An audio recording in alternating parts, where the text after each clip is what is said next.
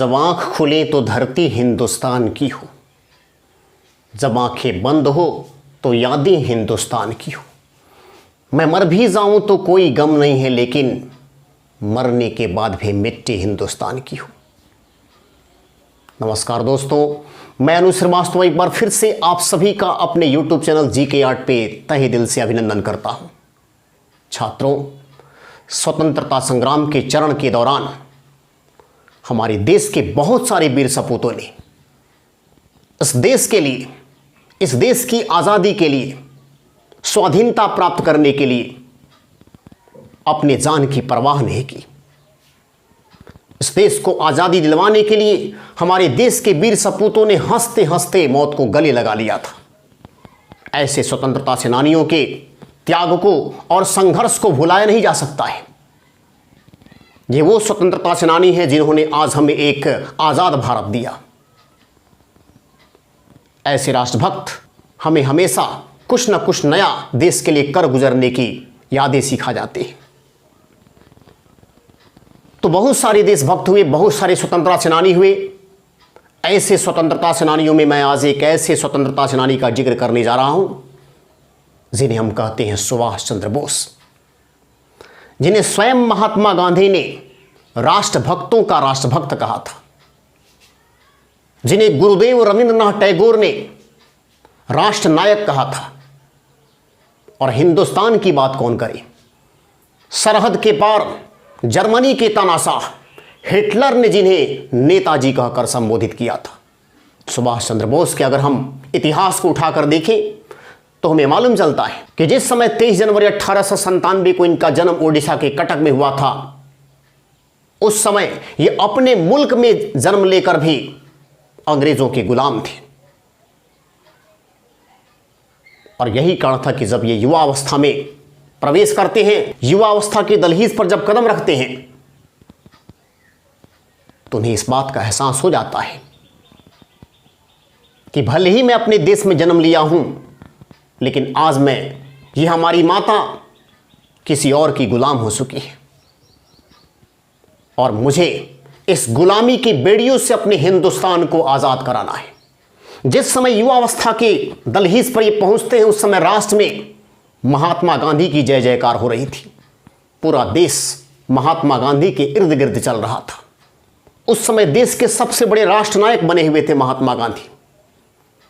लेकिन महात्मा गांधी के जो विचार थे वो सत्य और अहिंसा का विचार था।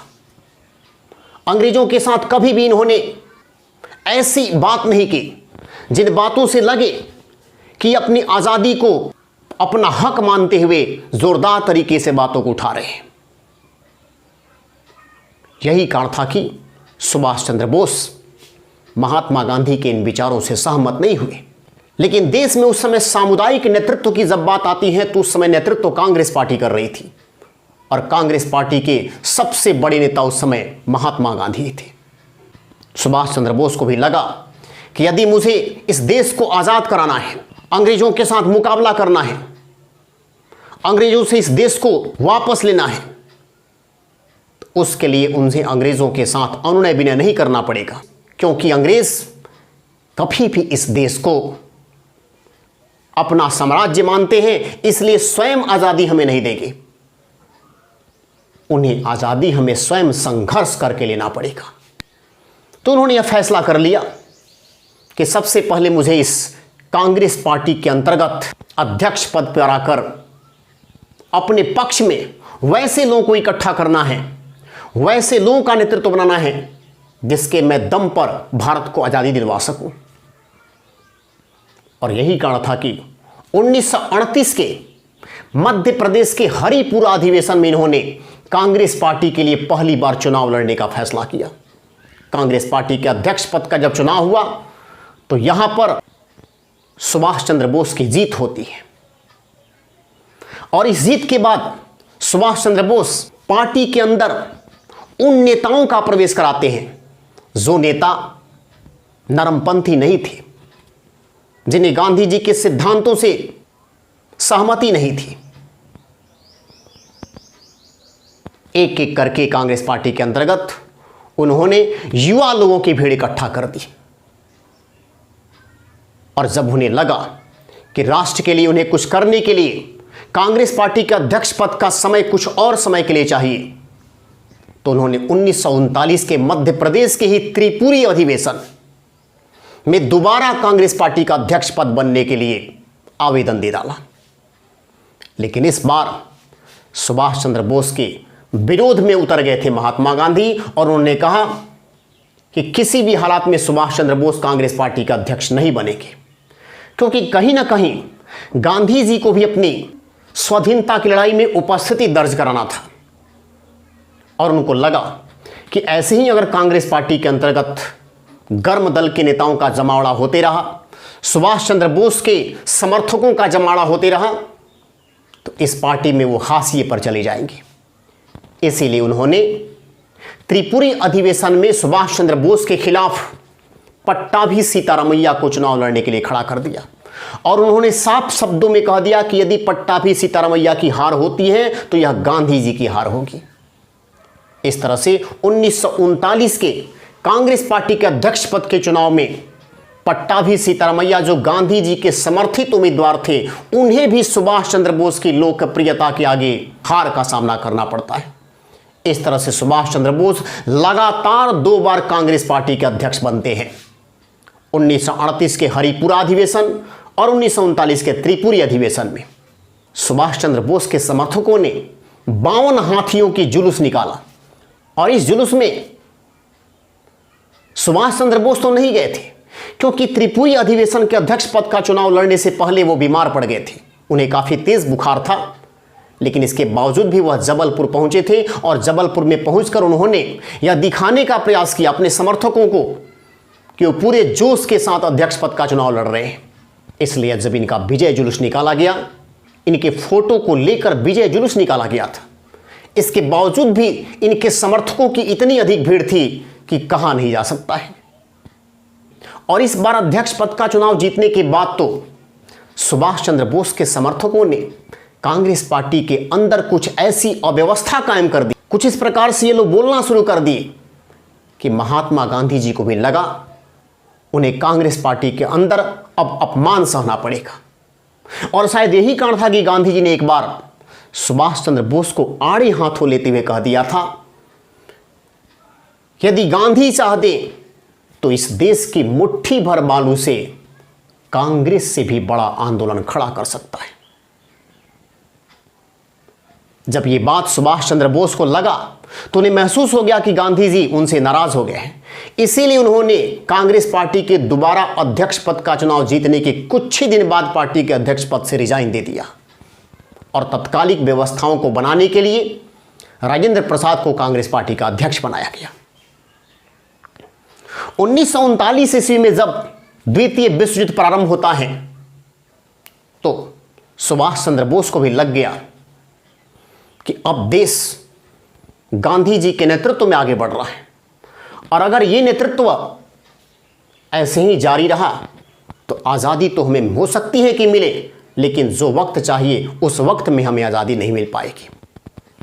इसलिए कांग्रेस पार्टी को छोड़कर इन्होंने एक अलग पार्टी बनाया और वो पार्टी इन्होंने बनाया 22 जून 1939 को फॉरवर्ड ब्लॉक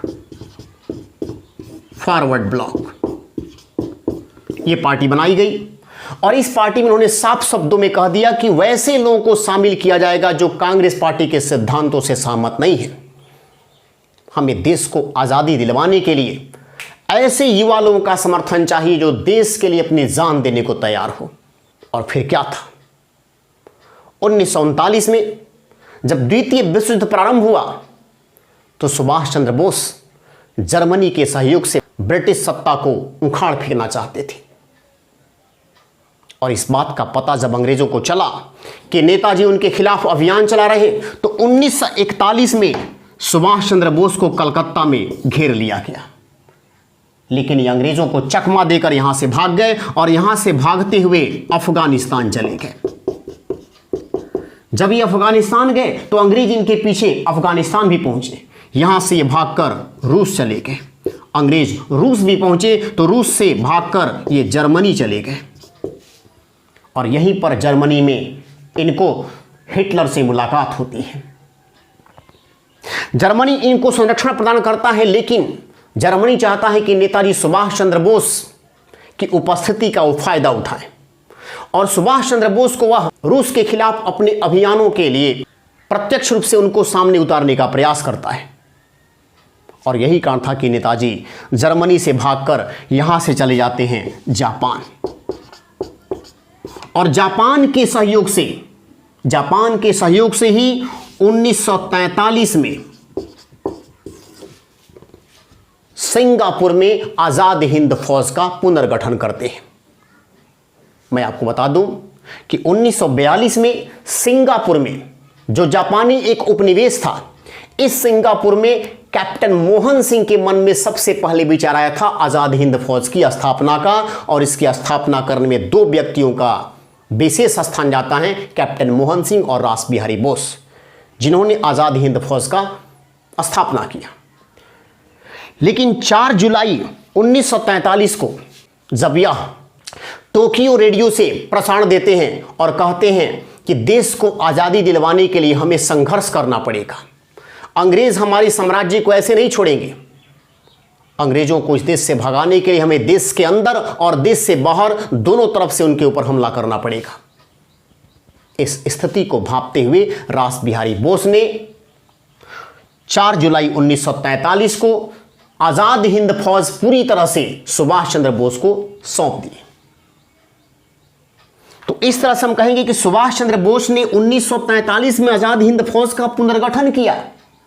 ये संस्थापक नहीं थे, ये पुनर्गठन किए। संस्थापक जब पूछेगा तो कैप्टन मोहन सिंह और रास बिहारी बोस होंगे, लेकिन इन्होंने पुनर्गठन किया 1943 में। कहां पर? सिंगापुर में। और 60,000 जापानी कैदियों के सहयोग से इन्होंने एक बहुत ही विशाल आजाद हिंद फौज का स्वरूप तैयार किया। और तब 5 जुलाई 1943 को इन्होंने आजाद हिंद फौज के सिपाहियों से दिल्ली चलो का नारा दिया। इन्होंने कहा कि गुलामी के हलवे से आजादी का सूखा चना बेहतर है। इस तरह से नेताजी सुभाष चंद्र बोस 21 अक्टूबर 1943 को सिंगापुर में आजाद हिंद सरकार बनाते हैं। और इस सरकार में वो स्वयं प्रधानमंत्री, राष्ट्रपति और सेनापति बनते हैं। इस सरकार को इटली, जर्मनी, चीन, ताइवान, फिलीपींस, कोरिया जैसे देशों का समर्थन मिलता है। और तब जापान अपना एक द्वीप, अंडमान निकोबार द्वीप समूह जो है, सुभाष चंद्र बोस को सौंप देता है। अस्थायी रूप से सौंपा गया, जहां पर सुभाष चंद्र बोस जाकर इस द्वीप का नाम बदलते हैं। अंडमान द्वीप का नाम इन्होंने शहीद द्वीप और निकोबार द्वीप का नाम इन्होंने स्वराज द्वीप रखा। उसके बाद से अपनी आजाद हिंद फौज की सेनाओं के साथ पहुंचते हैं कोहिमा में, इम्फाल में, और फिर अंग्रेजों के खिलाफ अभियान चलाते हैं। और यहीं पर 6 जुलाई 1944 को रंगून रेडियो प्रसारण के माध्यम से वो कहते हैं कि हमें अपने देश को आज़ादी दिलवाने के लिए संघर्ष करना है। मेरे देश के वीर सपूतों, आप उठो और आप उठकर भारतीय स्वतंत्रता संग्राम की लड़ाई में सुभाष चंद्र बोस का साथ दो। आज यदि आप मुझे खून देते हैं तो मैं तुम्हें आज़ादी दूंगा, ये नारा देते हैं। और इसी में वो महात्मा गांधी का भी जिक्र करते हैं। वो कहते हैं कि हे राष्ट्रपिता, मुझे आपका आशीर्वाद और मुझे आपका सहयोग चाहिए ताकि मैं आज़ादी की लड़ाई को आगे बढ़ा सकूं। आज़ाद हिंद फौज के सैनिक डटकर अंग्रेजों का मुकाबला कर रहे हैं। तो ये पहली बार गांधी जी को राष्ट्रपिता से संबोधित करने वाले व्यक्ति सुभाष चंद्र बोस थे। अंग्रेजों को जब इस बात का पता चलता है कि सुभाष चंद्र बोस भारत की धरती पर आकर अंग्रेजों के खिलाफ अभियान चला रहे हैं, तो अंग्रेजों ने इनको भारत से बाहर भगाने का फैसला किया। और जब ये जानकारी प्राप्त करते हैं कि अंग्रेज उन्हें कभी भी अरेस्ट कर सकते हैं, तो यहां से वो भाग जाते हैं और भागते हुए सिंगापुर चले जाते हैं। सिंगापुर से जापान जाने के दौरान हवाई दुर्घटना में इनकी मौत हो जाती है, जो मैंने आपको लिखा है 18 अगस्त 1945 को। हालांकि यह तिथि प्रमाणित नहीं है।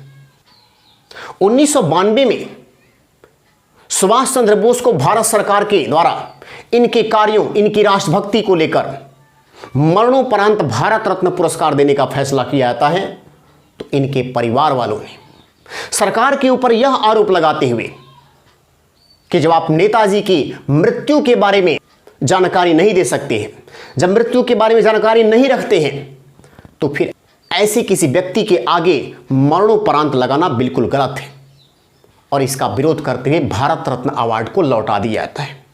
तो भारत रत्न जो भारत का सबसे बड़ा अवार्ड है, इस अवार्ड के इतिहास में एक बहुत बड़ी घटना होती है जब एक बार भारत रत्न अवार्ड को वापस भी कर दिया गया था, और यह वक्त था 1992 का वक्त, जब नेताजी सुभाष चंद्र बोस के परिवार वालों ने अवार्ड लेने से साफ इनकार कर दिया था।